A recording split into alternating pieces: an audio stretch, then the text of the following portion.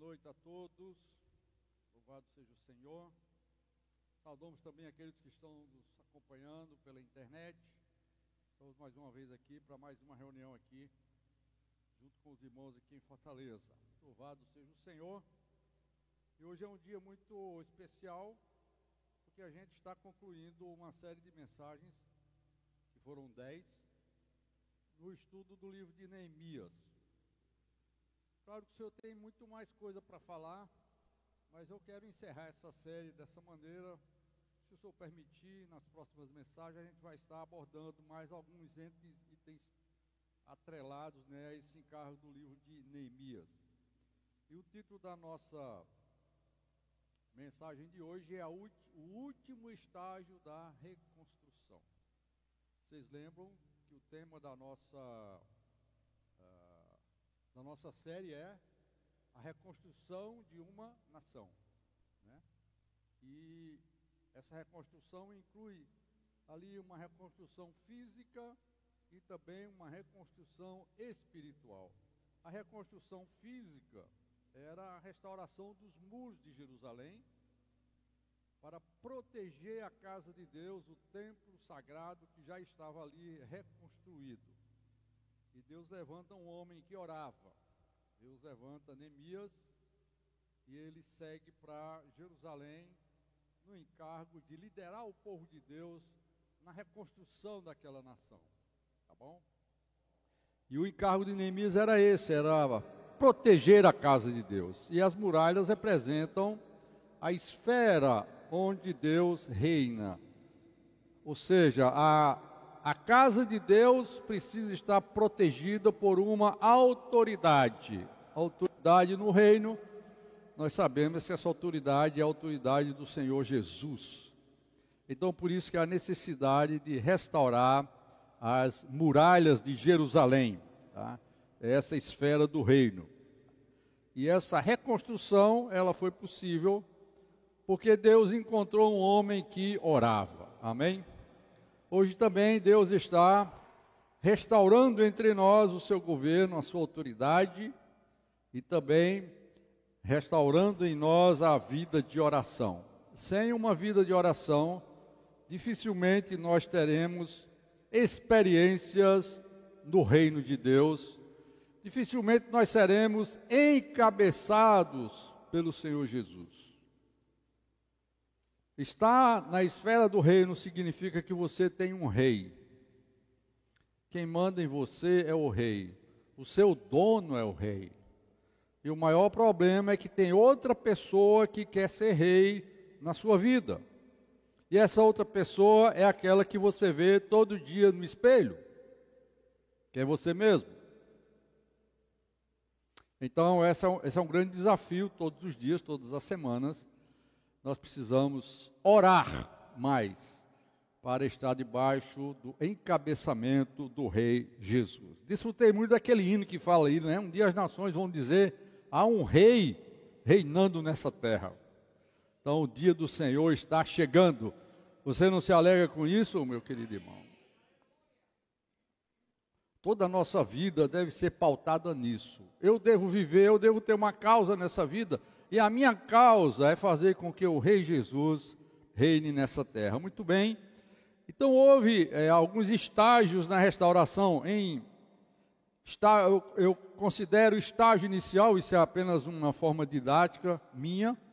Um estágio inicial dessa restauração foi a restauração da palavra de Deus, lida, estudada e desfrutada pelos filhos de Deus. A Bíblia Sagrada, o livro. Leram no livro, amém? Essa é uma expressão muito rica que está no livro de Neemias. Leram no livro. Você tem lido no livro? No livro significa, irmãos, que apesar de e nós temos bilhões de livros escritos nessa terra, só existe o livro, onde a gente possa receber a luz divina, conhecer a Deus, conhecer o caráter de Deus, conhecer a salvação de Deus e conhecer uma maneira da gente se tornar um servo de Deus. pelo encabeçamento do Senhor Jesus. Isso está no livro, amém? Então, logo no capítulo 8, há a restauração ali da palavra, e consequentemente, quando eles abriram a palavra, eles viram que havia festas que foram autorizadas. O povo de Deus precisa ser um povo que festeja, um povo alegre. E ali, como eles estavam lá no mês da festa dos tabernáculos, eles falaram, vamos praticar logo agora. Então, está escrito aí, é nessa festa, é nesse mês, então vamos lá. Então, eles praticaram, então, aquela festa ali, né, em Jerusalém, e houve muita alegria ali. No capítulo 9, depois de eles descobrirem a palavra de Deus, depois de eles descobrirem a maneira de festejar, eles aprenderam a maneira de orar. Então, todo o capítulo 9 é inteiramente uma oração do povo, oração coletiva. E eu louvo muito ao Senhor, porque a igreja aqui tem se dado a esse trabalho de orar. Trabalho duro, porque orar agride o nosso ser natural. Orar agride o nosso homem natural. E para você conseguir ter uma vida de oração individual e coletiva, você precisa ser, como diz aqui no Nordeste, cabra macho. Certo? Você precisa ser um cabra macho para conseguir orar. Eu estou falando orar de verdade, tá? Não é a oração tradicional, não é a oração de fachada, não é aquela oração que você aprendeu a orar na mesa. Eu não estou falando disso. Eu estou falando orar é conversar com Deus. Primeiramente, ouvir Deus através da sua palavra e através do seu espírito. Isso é um trabalho muito difícil. E nós precisamos aprender a vencer esse desafio. Muito bem, isso está no capítulo 9. Eu considero então esses 3 itens: restauração da palavra, restauração das festas e restauração da oração, como se fosse o estágio inicial dessa reconstrução. No final do livro, porque aí lá pelo capítulo 11... e metade do capítulo 12, há simplesmente relato de famílias que foram morar em Jerusalém e ao redor de Jerusalém.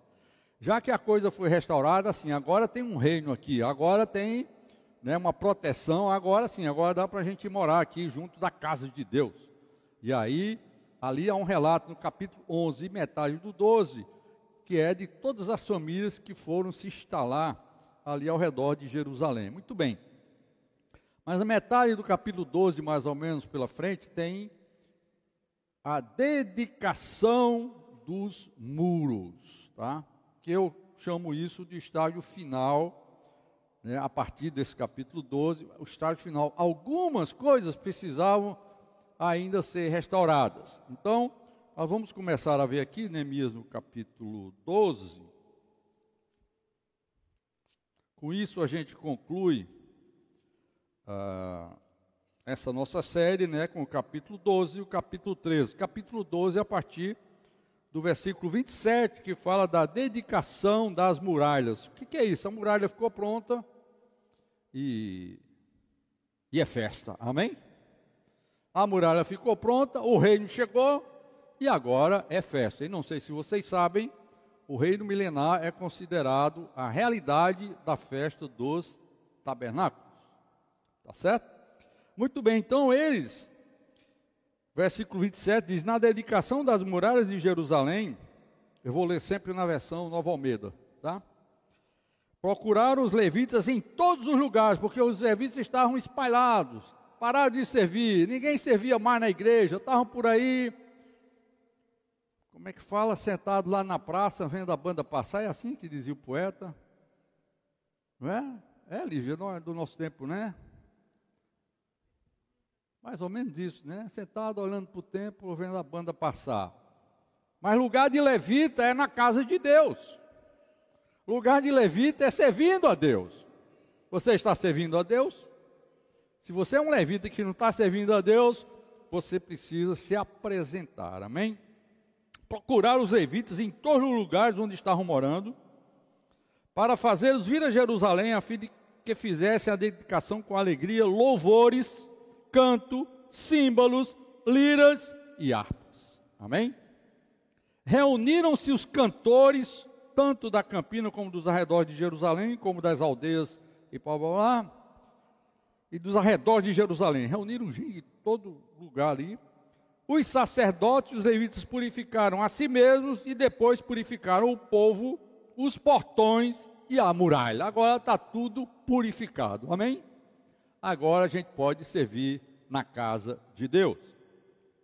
Então ordenei, aqui está na primeira pessoa, versículo 31, é o Neemias falando. Então eu ordenei que as autoridades de Judá subissem sobre a muralha e formei 2 grandes coros em procissão. Esse primeiro item que eu vou falar aqui, tem gente aqui que gosta, né? O pessoal da música, né? Kellen, o Fábio, os especialistas aqui, deu o Chico. Esse primeiro ponto aqui é para vocês, tá? Eu vou dizer uma coisa, não, me perdoe, eu citei o nome de vocês, mas o que eu vou falar aqui não é para vocês, é para os músicos.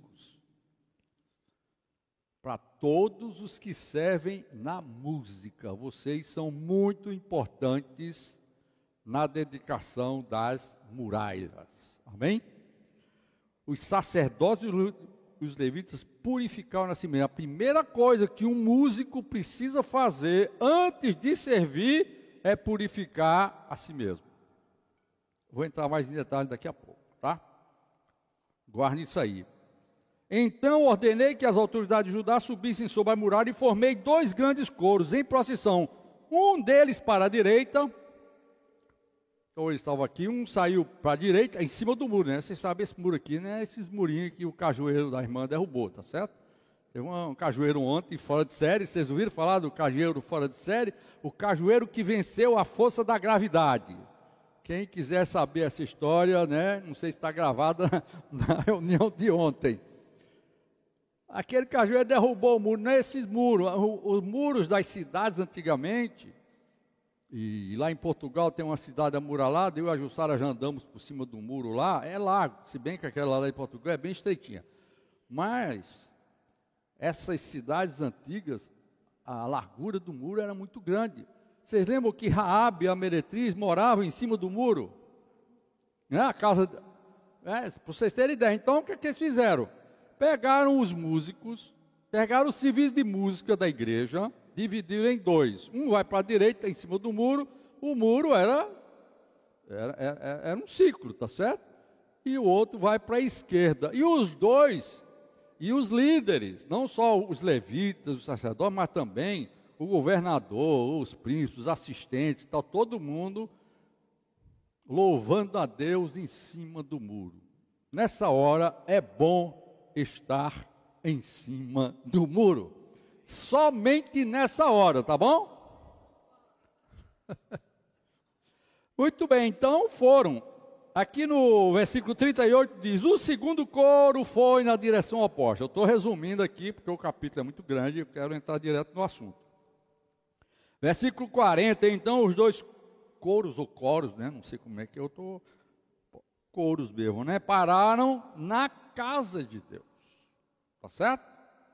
Lugar de coro é na casa de Deus. Aqui não é coro de apanhar não, tá? Aqui é um coral, tá certo? E o mesmo fizeram eu, Neemias, e metade dos magistrados que estavam comigo. Os sacerdotes, fulano de tal. E os cantores se faziam ouvir sob a direção de Jezraías. Então tem um líder do serviço de música. Então o líder do serviço de música precisa prestar atenção no que eu vou falar daqui para frente, tá certo?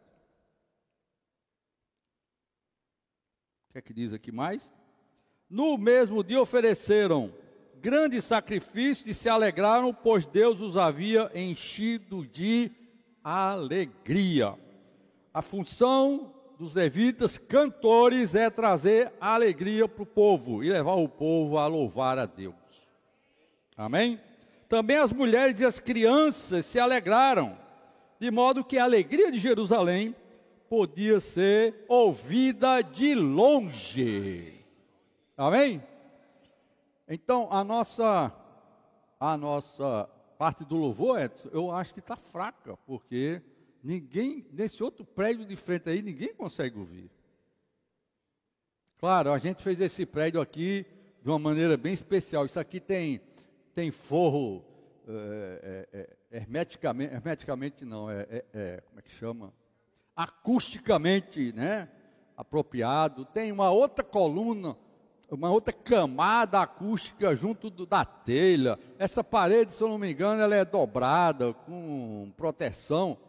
Então, os vizinhos aqui vai ficar difícil. A gente vai ter que gritar muito e louvar muito forte para a cidade toda ouvir o nosso louvor. Claro que isso é uma maneira figurativa, amém? O que eu estou falando, irmãos, que o louvor, amém? Amém, Aldo? Amém, Chico? O louvor é uma coisa importantíssima na reconstrução do povo de Deus, amém? Isso é tão importante, irmãos. Eu não tenho tempo, eu já entrei em detalhes com os irmãos numa reunião que a gente teve, da música. Edson acho que estava, né? Eu vou só dar uma resumida rápida. A música é uma das coisas mais importantes no templo em Jerusalém. O Davi, que não teve a oportunidade de construir o templo, mas ele deixou tudo escrito como deveria ser, inclusive os turnos dos levitas, tudo deixou programado. E uma coisa importante era que o louvor ali, primeiramente no tabernáculo de Davi, porque antes do templo existia o tabernáculo que a Bíblia chamou tabernáculo de Davi. Havia cantores cantando, sabe como? 24 horas por dia. E isso continuou por muitos e muitos anos, não sei se séculos, depois da construção do templo. Estima-se que esse serviço de música tinha um orçamento geral de aproximadamente $1 bilhão no dinheiro de hoje. Tudo que se gastou nesse serviço de música ao longo desse tempo provavelmente chegou a $1 bilhão. Fizeram esse cálculo. Não sei como, mas fizeram. Mas eu quero falar isso, irmão, não é porque eu gosto de número, não. É porque isso mostra o quão é importante o serviço de louvor na igreja. Amém? Esse louvor era contínuo no tabernáculo de Davi, no templo. E uma coisa importante, 1 Crônicas 25 diz que esse ministério de louvor é um ministério profético. Ok? Ministério profético. Depois vocês procuram lá em 1 Crônicas 25, não tem um tempo agora. Ou seja, louvar aqui, ministrar como um cantor, como um músico, está no pé de igualdade daquele que se levanta nesse púlpito para falar. E aí, o que é que vocês acham? Já chegaram nesse nível? Hein, Aldo? Ministério profético. Cantar é profetizar. Oh, Senhor Jesus. Cuidado com a performance técnica no louvor. Nós não precisamos de performance técnica. Na igreja nós precisamos de muito espírito. Muita purificação dos músicos e dos cantores. Lembram que eles se purificaram assim mesmo lá no início do capítulo? Como é que está a sua vida quando você sobe aqui para tocar? Como foi a sua semana? Como foi o seu tempo diante do Senhor? De oração, de leitura da Bíblia. Eu estou falando especificamente para o ministério de louvor dessa igreja e de quantas queiram ouvir essa palavra. Isso não é brincadeira. Isso não é show gospel. Isso é serviço a Deus e serviço de grande importância. E maldito aquele que faz a obra do Senhor relaxadamente.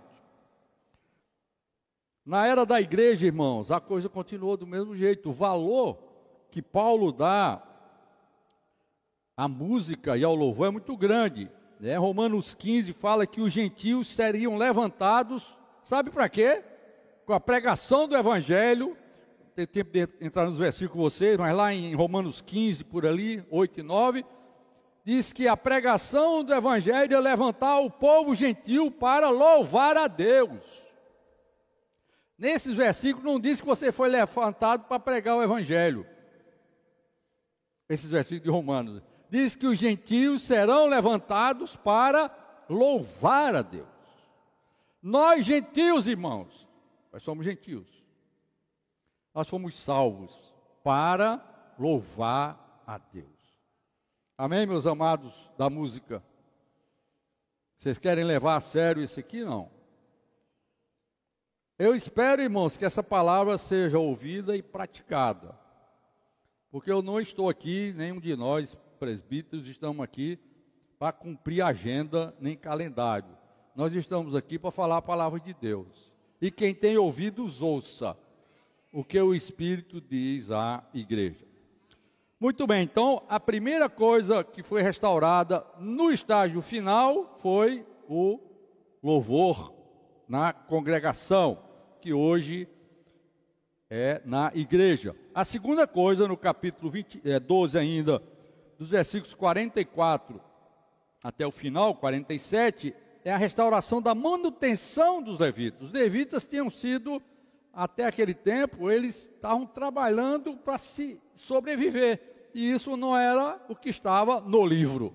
No livro de Deus dizia que as 11 tribos tinham que trabalhar e a tribo de Levi tinha que servir.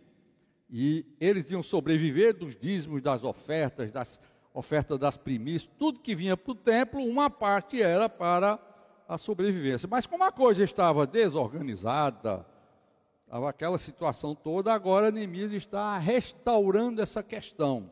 Os que servem ao Senhor precisam ser cuidados. Eu não vou falar muito desse assunto, porque eu sou parte desse serviço aí, mas é bom vocês terem cuidado com isso, tá bom? Para o bem de vocês. O terceiro ponto aqui é a restauração de um viver santo. Isso está no capítulo 13, já estou caminhando aqui para o capítulo 13. O capítulo 13, de 1 a 3, tem uma coisa interessante, é a restauração do nosso viver. E esse viver deve ser um viver santo. Leia comigo. Vamos ler comigo aqui, de acordo com o que está na tela, né? Naquele dia, o livro de Moisés foi lido para o povo, e nele achou-se escrito que os amonitas e os moabitas não deveriam jamais entrar na congregação de Deus, porque não tinham ido ao encontro dos filhos de Israel com pão e água. Isso é uma história lá do deserto. Em vez disso, contrataram quem? Balaão, para os amaldiçoar. Mas o nosso Deus transformou a maldição em bênção. Quando os israelitas ouviram essa lei, afastaram de Israel todos os estrangeiros. Louvado seja o Senhor. Meus irmãos, primeiro ponto aqui, naquele dia o livro de Moisés foi lido para o povo. Se nós quisermos restaurar nossa vida, nós quisermos ter uma vida reavivada, um reavivamento em nosso meio, tudo começa pelas Escrituras, pela leitura da palavra de Deus. Não devemos buscar novidades, mas simplesmente voltarmos para a pura palavra de Deus. Vocês sabem hoje que no meio dos cristãos tem muita coisa estranha, não é verdade? A Bíblia, na verdade, foi colocada um pouco de lado, e as reuniões e as pregações, muitos pregadores coach, muito show gospel, e Bíblia que é bom, nada. Mas nós queremos restauração, amém? O Senhor está dizendo para nós nesses dias que nós precisamos de um reavivamento. E esse reavivamento começa pela volta às Escrituras Sagradas, amém? E o outro ponto é que você precisa se afastar e não deixar que os moabitas e os amonitas vivam na sua vida e na vida da igreja. Alguém entendeu o que é isso? Não. Não diga que entendeu não, porque você não entendeu mesmo. Eu ainda vou explicar para vocês o que é isso. Porque os amonitas, os moabitas e os amonitas eram descendentes de um relacionamento incestuoso de Ló com as suas duas filhas, lembram disso? Isso significa imoralidade sexual. Isso significa um viver de relacionamento na área sexual impróprio. Isso não é legal e Deus abomina essas coisas. Esses moabitas e esses amonitas têm essa origem. Significa que tudo que nos afasta dos valores de pureza e de santidade não deve estar na vida da igreja, consequentemente na sua vida. Você deve se afastar o máximo que puder dos moabitas e dos amonitas. Eu não estou falando que você vai se afastar do povo do mundo, senão a gente vai virar uma carmelita lá no mosteiro. Não é isso.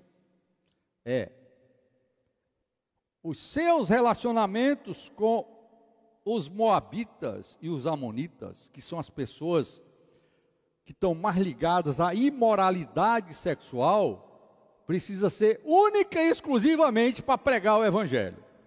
E fim. E acabou. Homem deve pregar o evangelho, de preferência para homem. Até que você pode pregar para a mulher, mas apacentar, cuidado. Mês passado, não vou dizer o nome, houve um grande escândalo nos Estados Unidos. Um grande pregador, sessentão ou setentão, talvez, foi desligado do seu ministério por relações inapropriadas com uma jovem. Faz 3 meses que esteve no Brasil, fez conferências e há mais de 5 anos que estava nesse relacionamento. Dá para acreditar nisso? Teólogo, escutado por tanta gente, da linha reformada. Não estou aqui falando que isso é exclusividade dos reformados, mas a linha reformada é uma linha muito radical, muito ortodoxa. Pois é. Por quê? Aceitou relacionamento com Moabe e Amon. Irmãos, se nós quisermos estar em pé na volta do Senhor, nós precisamos ser sérios nessa questão. Na igreja não pode haver, ou não deve haver, ou não deveria haver impureza sexual. Essa é a primeira restauração aqui, um dos itens aqui dessa restauração. Por quê? Porque os moabitas e os amonitas, eles oferecem resistência ao povo de Deus. Número 1, está em Números 22 ao 24, vá lá e veja como eles não queriam nada a ver com o povo de Deus. E se você se ajunta com esse tipo de gente, ele vai lhe afastar de Deus. Também Juízes 10, 3 e 7. Esse povo tem uma influência negativa e ele leva você a ser tentado à idolatria. Não apenas, lembra que Balaão é citado lá em Apocalipse como tendo levado os filhos de Israel a cometerem o quê? Fornicação. Fornicação e idolatria andam juntos. Por isso tenha cuidado, não idolatre ninguém. Tem um irmão que você ouve muito, tem um irmão que você gosta muito, amém, aleluia. Mas cuidado, não coloque esse irmão em primeiro lugar na sua vida. Primeiro, você tem que ver que há muitos irmãos que Deus usa. E cada servo de Deus tem a sua porção. Então nós precisamos ter cuidado para não idolatrar, irmãos, nenhuma pessoa nessa terra, amém? Porque esse tipo de moabita e de amonita, ele pode levar você à idolatria e à fornicação. Terceiro aspecto desse povo, o negócio deles é separar você de Deus. Deuteronômio 23, de 3 a 6, você encontra isso aí. Ou seja, não devemos ter nenhuma relação com aqueles que não compartilham da aliança e dos valores de Deus. Está claro isso aí? Quando eu falo relacionamento, relacionamentos íntimos. Amizades íntimas. Então esse é o problema aqui. Vou ler de novo. Achou-se escrito que os amonitas e os moabitas não deveriam jamais entrar na congregação de Deus. Por isso, por aquilo. E aqui houve uma reação positiva demais. Quando os israelitas ouviram esta lei, afastaram de Israel todos os estrangeiros. Meu querido irmão, você ainda tem estrangeiro no seu coração? Tem alguma estrangeirice no seu coração? Cuidado. Qualquer estrangeirice, principalmente ligada a Moabe e Amon, as pessoas que têm uma origem imoral, incorreta e imoral, isso precisa ser expulso da nossa vida. O nosso corpo, nossa alma e o nosso espírito são templo do Espírito Santo. Então aqui está dito que na congregação de Deus eles não podem entrar. Está claro isso aí? Por isso Paulo falou sério, fugir da impureza. E aqui eu vou ler para vocês esses textos são muito importantes. 1 Coríntios 5, 9.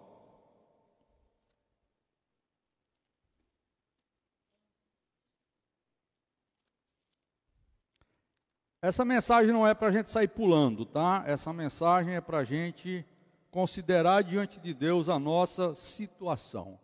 Porque nós não estamos aqui mais, irmãos, para brincadeira, tá? Não existe mais brincadeira de vida da igreja. Nós precisamos viver a vida da igreja com a realidade, tá? 1 Coríntios 5, 9. Na outra carta, já escrevi a vocês que não se associassem com os impuros. Está muito claro, isso aqui não tem interpretação aqui. Não tem escolas de interpretação. Aqui está escrito que é com os impuros, está certo? Refiro-me com isso, olha só a seriedade dessa questão. Refiro-me com isso não propriamente aos impuros deste mundo, não é nem com os que estão lá fora, aos avarentos, ladrões ou idólatras, pois neste caso vocês teriam que sair do mundo. O que Paulo está dizendo aqui foi o que eu já falei antes. Mas agora escrevo a vocês que não se associem com alguém que, dizendo-se irmão, for devasso, avarento, idólatra, maldizente, bêbado ou ladrão. Nem mesmo comam com alguém assim. Aqui o comer, na verdade, você tem que entender a cultura do Oriente naquela época. Nós não temos muito sentimento a respeito disso aqui, porque hoje a gente come com qualquer um, tá certo? E a gente não está nem aí, né? Mas no Oriente não era assim. Você sentar com uma pessoa para comer na sua mesa, tinha que ser uma pessoa do seu acolhimento, da sua aprovação. Pois com que direito haveria eu de julgar os de fora? Mas será que vocês não devem julgar os de dentro? Aqui é uma situação de dentro da igreja, irmão. Os de fora, esses Deus julgará. E de fora, os amonitas, os moabitas, deixa que Deus vai dar um jeito deles, os de fora. Expulsem o malfeitor do meio de vocês. A gente tem sido muito bonzinho nessa era, tá? Pelo menos nas nossas igrejas, as que eu participei até hoje, nessa minha vida toda de cristão, eu nunca vi ninguém ser colocado para fora, mas deveria. De acordo com a Bíblia. Mas, irmão, e o amor? Amor é uma coisa, justiça é outra, e vida da igreja é outra história. A vida da igreja é uma massa que não deve ter fermento. É um pão sem fermento. Tá? Muito bem, 1 Coríntios 6, 12. Todas as coisas me são lícitas, mas nem todas convêm. Todas as coisas me são lícitas, mas eu não me deixarei dominar por nenhuma delas. Os alimentos são para o estômago existe para os alimentos. Mas Deus destruirá tanto o estômago quanto os alimentos. Porém, o corpo não é para a imoralidade. Está escrito aqui, claramente. Mas para o Senhor, e o Senhor para o corpo. Deus ressuscitou o Senhor e também nos ressuscitará pelo seu poder. Vocês não sabem que o corpo de cada um de vocês é membro de Cristo? E será que eu tomaria os membros de Cristo e os faria membros de uma prostituta? De modo nenhum. Ou não sabem que o homem que se une à prostituta forma um só corpo com ela? Porque, como diz, os dois se tornarão uma só carne. É a própria Bíblia que diz. Mas aquele que se une ao Senhor é um só espírito com Ele. A nossa união deve ser com o Senhor. Amém? Eu vou indicar para vocês outro texto, que esse é mais pesado ainda, mas eu não tenho tempo de ler. 1 Tessalonicenses 4, de 1 a 8, que Paulo fala que você não deve defraudar o seu irmão nessa questão. Você não deve cutucar seu irmão nesse aspecto de relacionamento sexual. Tá bom? Muito bem, então. E aí? E os amonitas vão parar aonde? E você há de perguntar para mim, o próprio rei Davi era, se eu não me engano, bisneto de uma moabita? É bisneto ou neto, não sei. Porque Ruth gerou a Obed, Obed gerou a Jessé, e Jessé gerou o rei Davi. Pai, avô, bisavô. Então, uma moabita era a bisavó do rei Davi, e essa moabita era uma ancestral do Senhor Jesus, e essa moabita aparece na genealogia de Jesus no primeiro capítulo do Novo Testamento. E aí, meu irmão Joquismar, como é que você explica isso?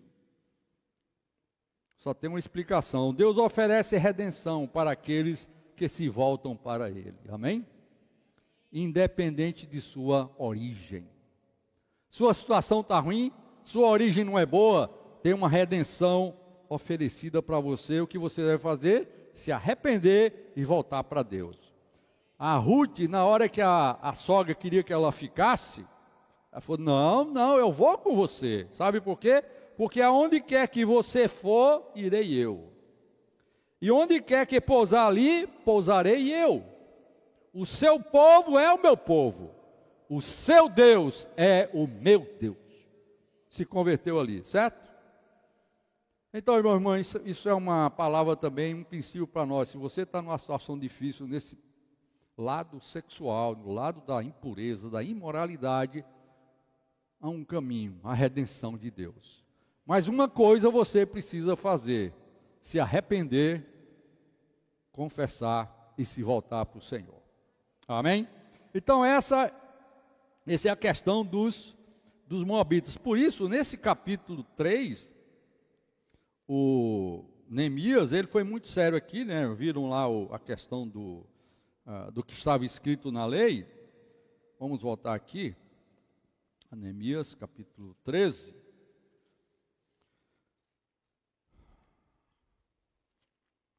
E o que é que eles fizeram? Quando os israelitas ouviram esta lei, o que é que eles fizeram? Afastaram todos os estrangeiros. Agora que você sabe que esses estrangeiros são principalmente moabitas e amonitas, e você agora já sabe qual é a história deles, e qual é a ideia deles para você, qual é a intenção deles para você, o que você deve fazer? Afastar de todos os estrangeiros. Tá bom? Muito bem. Então esse foi um item que foi restaurado. Porém, todavia, contudo, na hora que um líder se afasta, o pessoal volta à prática das primeiras obras negativas. E foi isso que aconteceu no final do livro de Neemias. Vou ler para vocês, versículo 4. Antes disso, o sacerdote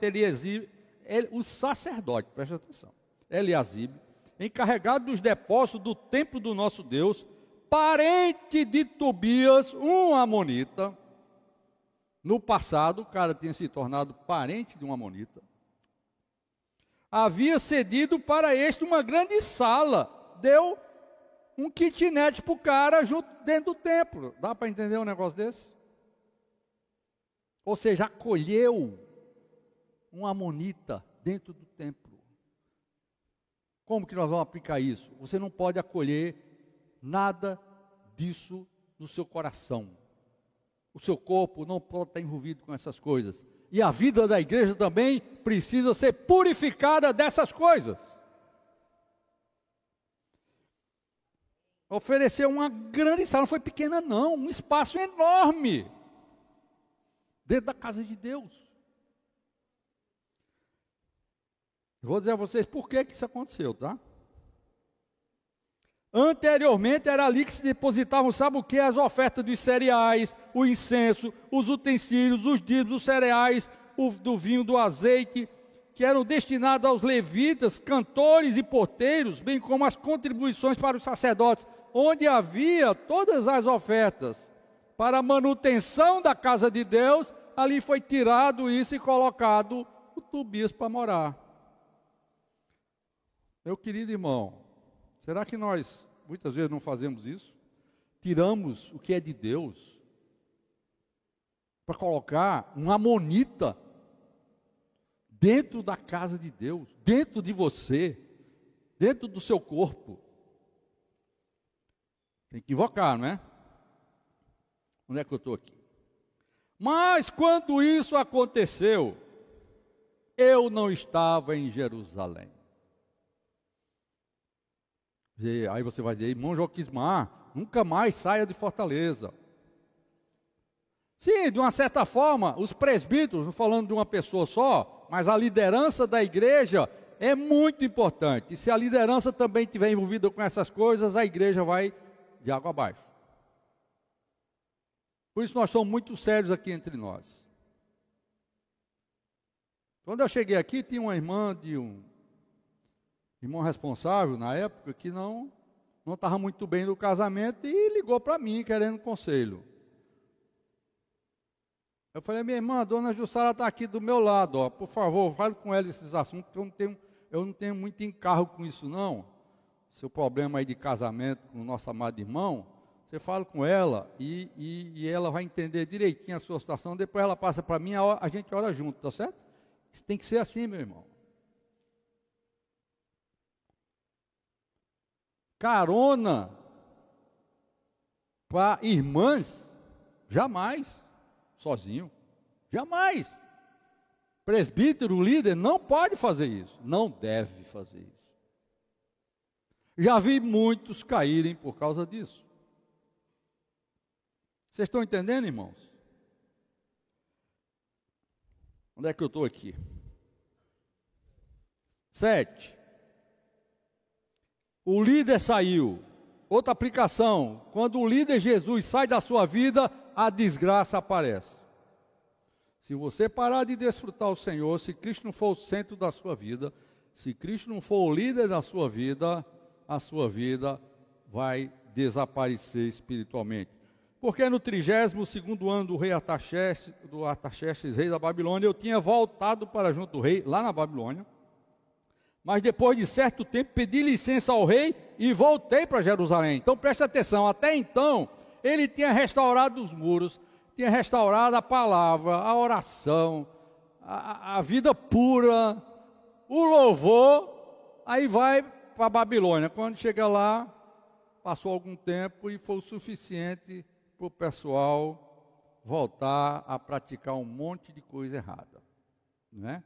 Mas depois de certo tempo, pedi licença, voltei, então soube do mal que Eliasibe havia feito para beneficiar Tobias, cedendo-lhe uma sala nos pátios da casa de Deus. Isso me deixou tão irritado que atirei todos os móveis de Tobias para fora da sala. Vocês acham que Neemias era um líder manso? Ele não parece com Jesus não, chutando as mesas lá em Jerusalém?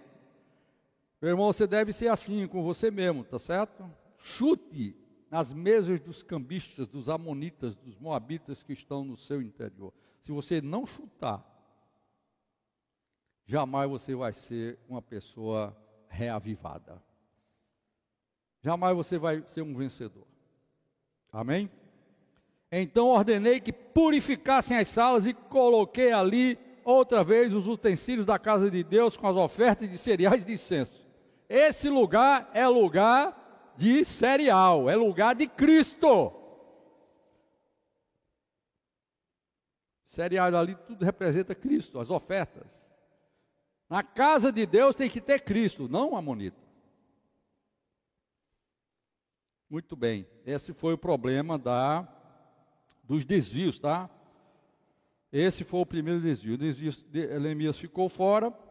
E aí, essa questão também, que está falada aqui no início do capítulo 13, ela volta a ser detalhada, vamos dizer assim, é um detalhamento da lei, no final do capítulo, quando ele condena o casamento misto, tá? Vi também naqueles dias que judeus, versículo 23, haviam casado com mulheres asdoditas, amonitas e moabitas. Bastou o líder sair, bastou Jesus deixar de ser o Senhor da sua vida, isso é automático, meu querido irmão. O que aparece é amonita, moabita, e tem outra classe aqui agora, os asdoditas. Veja que vai ter um problema aqui. E seus filhos. Então aqui o problema de relacionamento é uma situação muito específica, de casamento. Amém? Amém, Natan? Ainda bem que você está escolhendo uma pessoa da sua tribo. Que Deus abençoe vocês, está certo? Mas não vai buscar lá fora não. Casamento misto, sabe o que é que vai acontecer?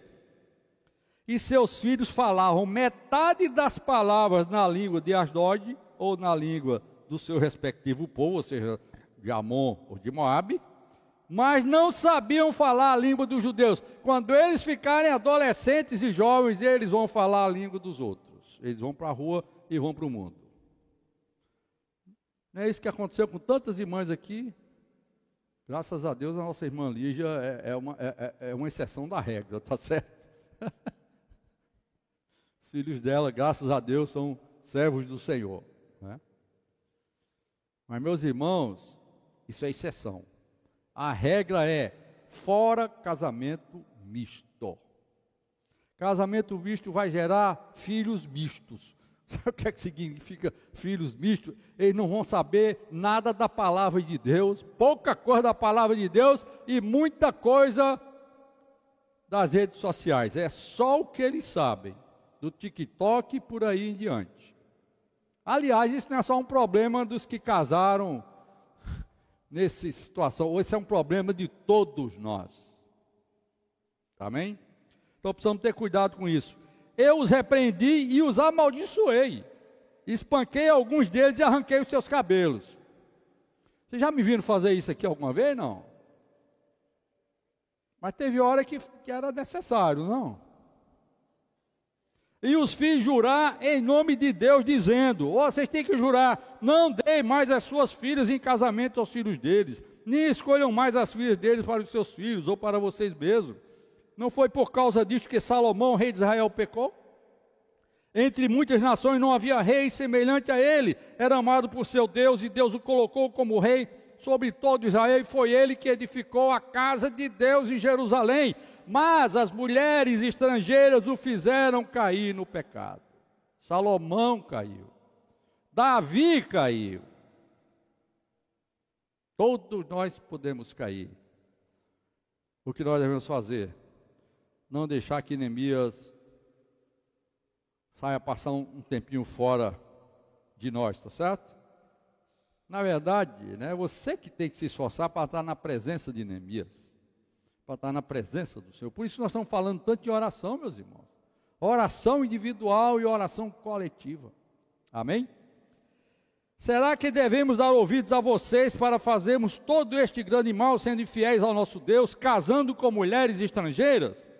Um dos filhos de Joiada, filho do sumo sacerdote Eliasibe, era genro de Sambalate, o horonita, um inimigo, um opositor. Por isso eu o expulsei da minha presença. E aí, como sempre, o Neemias ora. Ele sempre está orando porque a coisa era feia. Lembra-te deles, ó meu Deus, pois contaminaram o sacerdócio e a aliança sacerdotal e levítica. Muito bem, esse foi um problema do desvio. O segundo desvio, sabe o que foi? Eles deixaram de cuidar dos sacerdotes e dos levitas.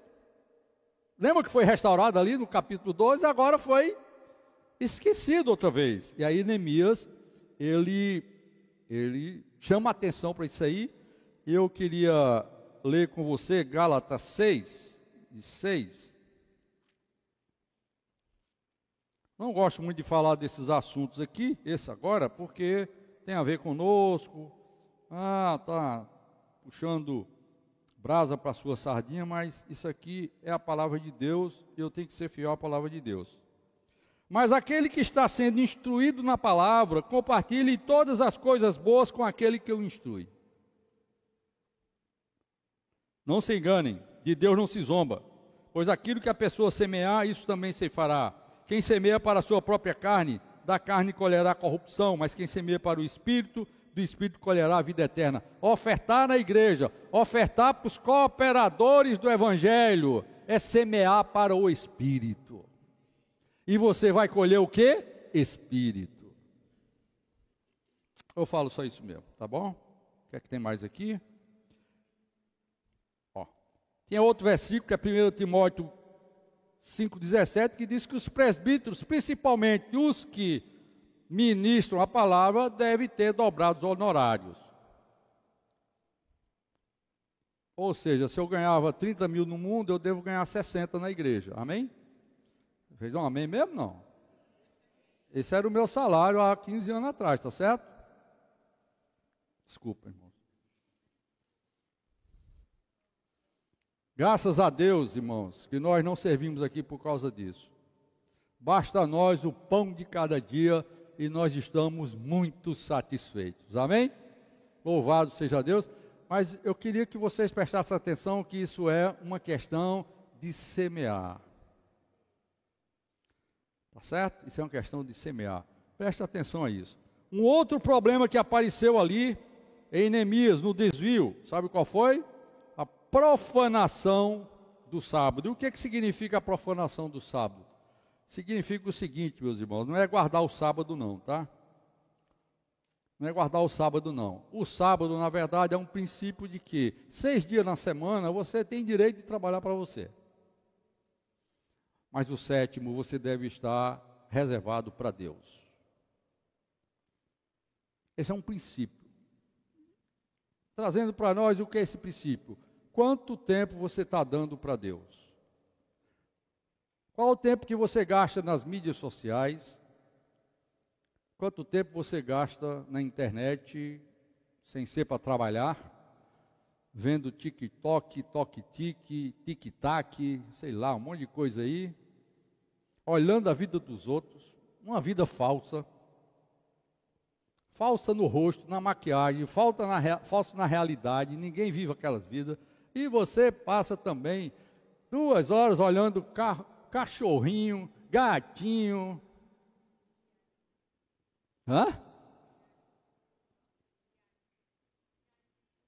Piadinha. É verdade, irmãos?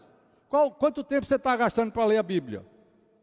Quanto tempo você está gastando para orar? Faça só essa comparação e veja se você não está desviado do reavivamento que Deus quer para nossas vidas. Amém? Muito bem. Profanar o sábado, vamos voltar e resolver essa questão. Neemias chegou e tocou nesse assunto, e os caras que vinham vender coisas, ele fechou as portas da cidade, e os caras ficaram do outro lado do muro, forçando a barra, mas o Neemias era meio brabo, né? Era um governador, meio que arrancava cabelo, puxava o cabelo dos caras, jogava o móvel no meio da rua. Não sei o que é que ele fez com aqueles caras que no 3º sábado, sei lá, os estrangeiros não vieram mais vender nada nas portas de Jerusalém. Você tem que saber expulsar o cão, tá certo? O diabo que está do outro lado da muralha. Os estrangeiros estão do outro lado, bem pertinho de você, do outro lado da muralha. Se você der bobeira, você vai perder o seu tempo para esses caras. e você vai perder um tempo precioso de estar na presença do Senhor. O meu tempo está acabando, eu quero dizer para vocês o seguinte: concluindo essa mensagem e o livro de Neemias, que lições nós podemos tirar? Só a conclusão da nossa mensagem. A primeira grande lição, irmãos: a oração é o primeiro e o último recurso. Tudo começa com oração. Capítulo 1 de Neemias começou com, e o capítulo 13 terminou como? Lembra-te de mim, ó meu Deus, para o meu bem. Ao longo do livro tem um monte de oração. O livro começa com oração e termina com oração. Quando os inimigos vierem, nós precisamos de oração. O avivamento que nós precisamos, a volta à palavra de Deus, precisa ser com oração. Louvado seja o Senhor, irmãos. Com essas palavras nós queremos dizer que a igreja hoje precisa de um reavivamento. Sabe por quê? Porque é através de um reavivamento que o Senhor Jesus voltará. Não um reavivamento de um grupo, da nossa igreja aqui. Não um reavivamento de qualquer grupo organizacional ou denominacional ou qualquer ministério. Não. O reavivamento começa por você. Deus está querendo um reavivamento em você. Lucas 21 diz: se você tiver com o coração sobrecarregado naquele dia, se não estiver vigiando e orando, você não vai poder escapar. Ou não vai ser arrebatado. Amém? Essa é uma lição que nós precisamos. Nós vimos também que Deus deu uma chuva temporã no início da vida da igreja. Em Pentecoste, o Espírito Santo foi derramado com poder. Recebereis poder ao descer sobre vós o Espírito Santo. Isso é a profecia de Joel. Mas além da chuva temporã, há a chuva serôdia. Uma chuva, um reavivamento que vai ter que acontecer próximo ao dia da volta do Senhor. E você? Qual é a sua avaliação de si mesmo nessa noite, meu querido irmão? Nós precisamos dessa chuva. Para concluir, Joel 2, 12 e 13, fala que nós precisamos nos arrepender. Aqui tem um chamamento do Senhor. Joel 2, 12 e 13 diz: ainda assim, agora mesmo, diz o Senhor, convertam-se a mim de todo o coração. Você pode até ser um moabita e um amonita. Ainda assim, Deus vai te abençoar como abençoou a Ruth. Convertam-se a mim de todo o coração, com jejuns, com choro e com pranto. Isso envolve oração. Rasguem o coração e não as suas roupas. Tem muita gente vivendo da aparência. Rasgar a roupa é uma aparência de humilhação, mas é só fachada. Deus não quer mudança nem arrependimento de fachada. Deus quer que você rasgue o seu coração. Você não precisa mostrar para mim, nem para os presbíteros, nem para ninguém que está rasgando a sua roupa. Não, vai rasgar o seu coração diante de Deus. A minha responsabilidade é dos presbíteros é falar a palavra de Deus para você. Agora, não apareçam para nós com capa de humildade, com capa de santidade, seja lá o que for, que essas coisas já nos enganaram bastante, não é verdade? Rasgue o seu coração. Isso tem que ser na presença do Senhor. Convertam-se ao Senhor, seu Deus, porque Ele é bondoso e compassivo, tardio em irar-se e grande em misericórdia, e muda de ideia quanto ao mal que havia anunciado. Ele muda de ideia, meu irmão. Se você mudar de ideia, Deus vai mudar de ideia. Amém? Então nós devemos orar por essa chuva que nós precisamos, esse avivamento, essa vida de poder. Isso está em Zacarias 10:1. Fala assim: peçam ao Senhor chuva no tempo das últimas chuvas. As primeiras chuvas é a temporã, foi no Pentecoste. As últimas chuvas, a chuva serôdia, vai ser na volta do Senhor. Não fique fora. Se molhe nessa chuva. Hoje nós lemos todo esse capítulo de Zacarias 10 na comunhão de oração. Não foi, Jobson? Edson chegou um pouquinho depois. Muito rico, né? Não tem muito. Ainda acaba uma mensagem aqui, ou uma conferência em Zacarias 10. Depois vocês leiam em casa. O que é que Deus vai fazer com vocês? Se vocês orarem e pedirem chuva. Ele é o Deus do aguaceiro, amém? Ele vai mandar um aguaceiro na sua vida. Peçam ao Senhor que faz as nuvens de chuva, e Ele lhes dará chuva abundante, e a cada um a vegetação no seu campo. Sabe por que você não frutifica? Por causa de todos esses problemas que nós vimos aqui hoje. Quem sabe você não está voltado para o Senhor. Se eu viver de oração, se eu viver da palavra, se eu viver de pureza e santidade, como estão, meus irmãos? Se você pedir ao Senhor a chuva, Ele vai lhe dar. E só essa chuva, que dá o espírito de poder para você, vai arrancar você da lama em que você está. É só essa chuva, tá? Porque todo aquele que invocar o nome do Senhor será salvo. Está na promessa de Joel, do derramamento do Espírito. Está certo? Então nós devemos buscar essa plenitude do Espírito através de uma vida de oração individual. Volta a tocar nesse assunto. E oração coletiva. Para concluir, hoje Deus está à procura de um remanescente que ora. Espero que não seja aqueles 20 irmãos que chegam aqui meia hora antes. Eu sei que muitos não podem. Por favor, não me julguem que eu estou sendo demais, tá certo? Mas eu acho que precisava ter mais gente orando antes da reunião. Se é que a gente quer reavivamento, se é que a gente quer esperar o Senhor em pé, se é que a gente não quer ser enganado pelos amonitas e pelos moabitas, nós precisamos estar na casa de Deus orando, amém? Deus está à procura de um remanescente que ora, que são as primícias da sua lavoura, para derramar o seu espírito antes do grande dia do Senhor. E em Apocalipse 14 diz que Deus vai fazer uma ceifa nessa terra, e primeiro Ele vai ceifar as primícias, e o resto vai jogar no fogo. Amém, meus amados? Não ri não, James. James está rindo ali.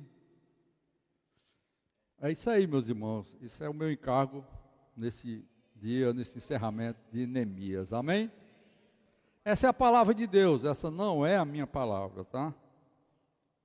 Eu simplesmente falei para vocês e relembrei a palavra de Deus que está na Bíblia Sagrada. Amém? Quem tem ouvidos, ouça o que o Espírito diz às igrejas. Amém?